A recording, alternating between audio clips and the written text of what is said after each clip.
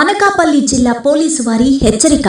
Cyber నేరగాళ్లు మేము bank నుండి కాల్ చేస్తున్నామని చెప్పి మీరు కేవైసీ అప్డేట్ చేసుకోవాలని, లేకపోతే మీ debit card, credit card, bank సంబంధిత సేవలు ఆగిపోతాయని కొద్దిగా ఆందోళనకి గురి చేస్తారు.